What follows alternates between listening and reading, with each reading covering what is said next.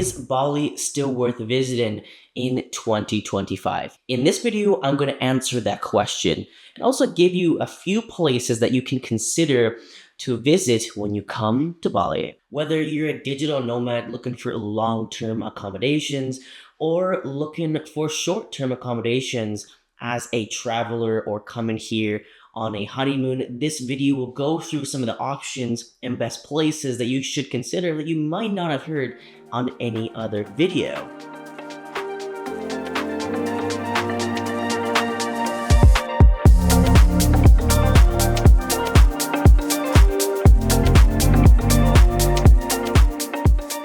Starting off, Canggu.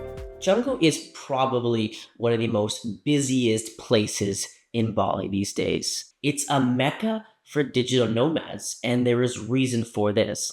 There's lots of co-working spaces and great cafes, and also lots of accommodations to choose from. For digital nomads looking for a long-term place, Canggu is probably one of the best options on the island. There are lots of co-working spaces here, cafes with fast Wi-Fi, and overall a really nice place that is really close to the beach. Now, some people don't like Canggu because of the traffic and because how busy it is, and that is something that you will have to get used to if you decide to make that your home base. However, there are other areas that are pretty close to Canggu that might be even better. These areas are Seminyak, Sese, and Paranan. They are outside of the Canggu area and they're different regencies, but they're not as busy, they're not as expensive as Canggu, and offer still amazing cafes to work on, co-working spaces, and close enough to the beach. Now let's head over to Ubud. Ubud is located in the center of the island, and with lush rice fields, beautiful waterfalls, and stunning scenery, many people choose to live in Ubud because of its more peaceful and relaxing vibe, and also very close to nature. It's a more spiritual place, and you really feel the difference when you come from Canggu to Ubud. There are also many religious ceremonies here and things that you can do that are different in Canggu. You can see stunning sunsets over the jungle and the rivers and the mountains, and it's truly beautiful almost every day. Now, Ubud typically does get a little bit more rain in certain times of the season than other areas in Bali, but it is a more nice and relaxed place to be. There are still lots of co-working spaces here, cafes with fast Wi-Fi, and a thriving digital nomad community. And also, typically, Ubud is a little bit more affordable to stay long-term than in Canggu, Seminyak, or other areas by the coast. Now let's head to another option. This option is gonna be a little bit more remote and also not as talked about as other areas of Bali. And you might not have even heard about this area before. This is called Tabanan. Now, Tabanan is further up than Canggu and is not as known for digital nomads or people who want to live there long term. However, because of this, it's a great place to consider checking out. Not only are you going to be close to nature, you're going to have beautiful places to check out.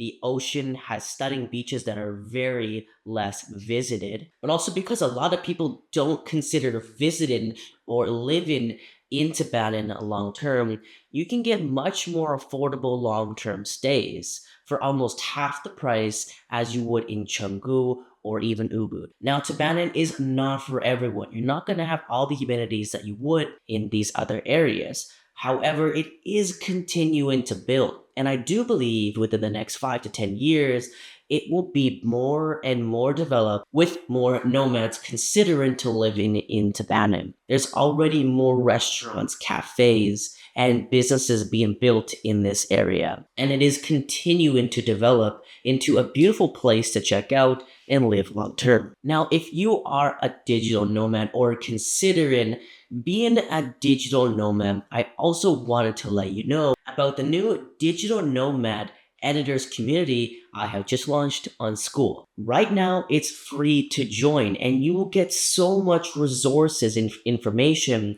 about not only Bali, but other areas to consider living as a digital nomad in the new year. It also will teach you some of the skills that you need to learn to become a remote, full-time video editor. So if you're interested, check it out.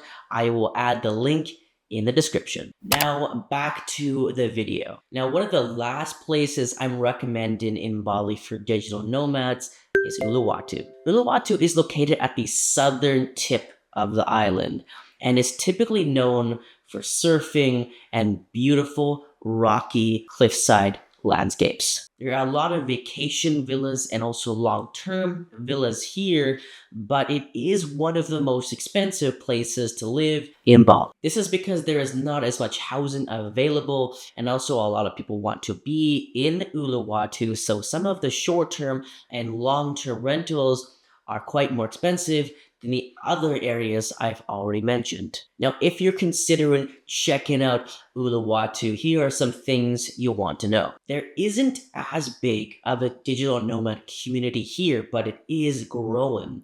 There are a few remote co-working spaces that you can check out, and also some good cafes with pretty fast Wi-Fi. However, your options are more limited than they would be in the other areas. However, Uluwatu is continuing to grow and become more popular as a digital nomad location in Bali. And also right next to Uluwatu, you have Jimbaran, which is a more busy city and has a lot of the other amenities that you don't have in Uluwatu.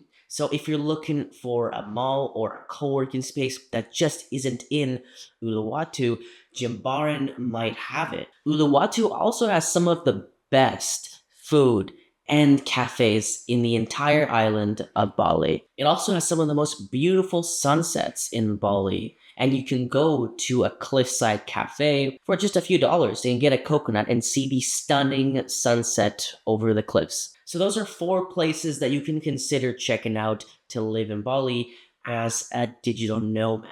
In the upcoming videos, I'm going to be talking about more places that you should consider in Bali and the surrounding islands, and go further in depth on some new places you should consider checking out. Can't wait to see you on the next one. See you soon.